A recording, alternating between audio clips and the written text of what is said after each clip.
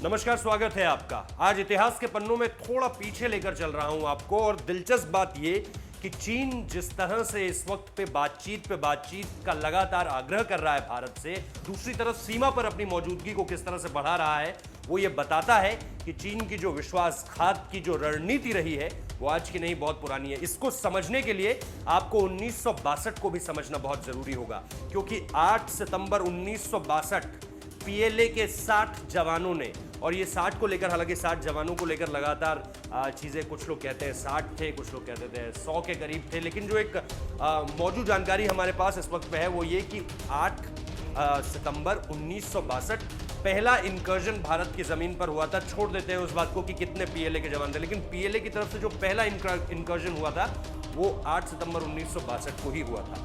इसके बाद चीज़ें आगे बढ़ती हैं। इसके बाद आपको याद होगा रिजांगला की लड़ाई है, जहां पर शैतान सिंह ने किस तरह से मरते मरते उन्होंने मार दिया था चीन को। और निश्चित तौर पर जब 3 महीने बाद लोगों ने शैतान सिंह की बॉडी को देखा वहां पर, तो चीनी सैनिकों की जो बॉडी थी वो तो पूरी तरह से फ्रीज हो चुकी थी, क्योंकि स्नोफॉल हो चुका था उसके तुरंत बाद। लेकिन जब शैतान सिंह की डेड बॉडी उन्हें मिलती है, शहीद शैतान सिंह की डेड बॉडी उन्हें मिलती है, तो उनके हाथ में राइफल उसी तरह से तैनात थी दुश्मन की तरफ, और उनकी आंखें खुली हुई थी। 3 महीने बाद, उनकी डेथ के 3 महीने बाद तस्वीर ये थी वहां पर, क्योंकि सारी की सारी चीजें उसके तुरंत बाद स्नोफॉल की वजह से फ्रीज हो चुकी थी, और फ्रीज होने की वजह से कोई भी वहां पर उस तैनाती को नहीं देख पाया, उस युद्ध के परिणाम को नहीं समझ पाया। और मतलब इसको देखिए आप, कितनी अजीब बात है ये कि जब वापस आकर बताया गया कि हमारे सैनिकों ने द बैटल ऑफ रिजांगला 1962 में जीत लिया है, तो ये कहीं ना कहीं हमारी ही सेना में कुछ लोगों को ये बात इतनी आश्चर्यजनक लगी कि उन्होंने कहा ऐसा कैसे हो सकता है, हमारे तो 60 या 70 लोग वहाँ पर हैं, उनकी 100 से ज़्यादा लोग आए थे, उनके पास एडवांटेज था, ऐसा कैसे हो गया। लेकिन जब वहाँ जाकर नतीजा देखा जाता है तो ये पता चलता है कि ऐसा सचमुच हो चुका है। और इसीलिए अगर आपको कभी वक्त मिले तो हम निश्चित तौर पर एक कहानी ज़रूर शैतान सिंह पर करेंगे, और वो कहानी आप देखिएगा, क्योंकि battle of Rezang La one of the epic battles in Indian army, जो भारत ने जीता, किस तरह की विषम परिस्थितियों में जीता, और इसके साथ साथ चीन को किस तरह से मुंह तोड़ जवाब दिया। ऑफ कोर्स नाथुला की बात होती है 1967 में जो हमने जीता था, लेकिन बैटल ऑफ रिजांगला अपने आप में, और अगर आप रिजांगला जाएं, चुशूल सेक्टर अभी तो नहीं जा सकते, लेकिन जब चीज़ें नॉर्मल हो जाएं लद्दाख में, और अगर आप कभी चुशूल सेक्टर जाएं तो आप रिजांगला में जाकर ये म्यूजियम ज़रूर देखिएगा, क्योंकि ये म्यूजियम बेहद कमाल का म्यूजियम है। इसमें भारतीय सेना के उस अदम्य साहस को संजो कर रखा गया है। अब वापस आते हैं इस बात पर कि कैसे चीन जो है वो पीठ पर बार बार वार करता है, ये कहते हुए कि हम बातचीत करने के लिए तैयार हैं। 1962 में भी चीन ने यही किया था। अब अगर आप देखें तो वेंग हे, जो उनके रक्षा मंत्री हैं, वो भी हमारे रक्षा मंत्री से मिल गए और लगातार उनसे गुजारिश की कि आप हमसे मुलाकात कीजिए। मुलाकात करने के बाद क्या होता है, मुलाकात करने के दौरान ही चीज़ें एलएसी पर बिगड़ती चली जाती हैं। कई बार चीन जो है वो अपने सैनिकों को वहाँ पर ट्रेडिशनल हथियारों के साथ भेजता है, जिसमें एक हथियार का नाम ग्वांडाओ है, और ग्वांडाओ की चर्चा इस वक्त पे सोशल मीडिया पर बहुत ज़्यादा हो रही है। इसके अलावा वो वहाँ पे आर्मर्ड गन्स लेकर भी पहुंचे हुए थे चीन के सैनिक।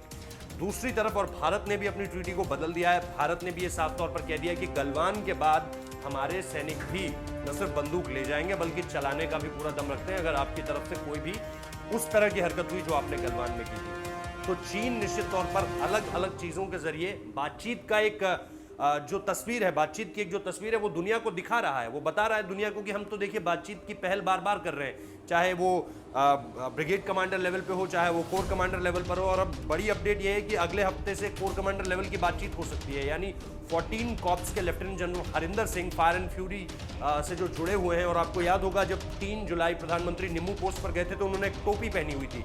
प्रधानमंत्री की टोपी में उस वक्त पे जो बैज है वो फायर एंड फ्यूरी का बैज है। तो ये जो सारी की सारी चीजें हैं कि अब आप कॉर्प्स कमांडर लेवल की बातचीत फिर से करना चाहते हैं, जो पहले की बातचीतों में बेनतीजा रही थी। ब्रिगेड कमांडर लेवल पे भी जो बातचीतें हो रही है वो बेनतीजा निकल रही हैं लगातार। और इन सारी चीज़ों के बीच आपके विदेश मंत्री हमारे विदेश मंत्री से मिलते हैं, और उसमें आप 5 पॉइंटर्स में एक ये अहम पॉइंट रखते हैं कि म्यूचुअल डिसएंगेजमेंट होगा। भारत ने इसके लिए साफ मना कर दिया है, हमने जो टेरिटरी ऑक्यूपाइड की है वो हम करते रहेंगे। फिंगर 8 तक हमारी सेना पेट्रोलिंग करती थी और आप फिंगर 8 से पीछे ही रहते थे। फिंगर 8 से पीछे का इलाका बफरिंग जोन है, लेकिन चीन ये सब मानने को तैयार नहीं। वो दुनिया को एक तस्वीर दिखाना चाहता है कि हम बातचीन करना चाहते हैं, लेकिन भारत अब दुनिया को एक तस्वीर दिखा रहा है, वो ये कि चीनी सेना किस तरह से हथियारों के साथ वहां पर पहुंच रही है। हमने किस तरह से जो है वो टेरिटोरियल एडवांटेजेस अपने नाम कर लिए हैं, और इनके बारे में मैं आपको लगातार बताता हूं, क्योंकि ये बहुत अहम 30 से ज़्यादा चोटियां हैं, लेकिन उन 30 से ज़्यादा चोटियों में जो अहम चोटियां हैं वो रेकिनला हो गई, रिजांगला की चोटी हो गई, हेलमेट टॉप हो गया, ब्लैक टॉप हो गया जिसे काला टॉप कहते हैं, गुरुंग हिल हो गया, ये सारी की सारी चीज़ें इस वक्त पे, मगर हिल भी उसमें एक आप जोड़ लीजिए। और वो जो फिर रास्ता है स्पेंगरसॉ का, जहां से चीन 1962 में आया था, वो भारत की सीधे आंखों के नीचे है। यहां तक कि चीन की मोल्डो पोस्ट भी भारत की आंखों के सीधे नीचे है। यानी अब अगर चीन किसी भी तरह की तैनाती करता है तो भारत आसानी से देख लेगा।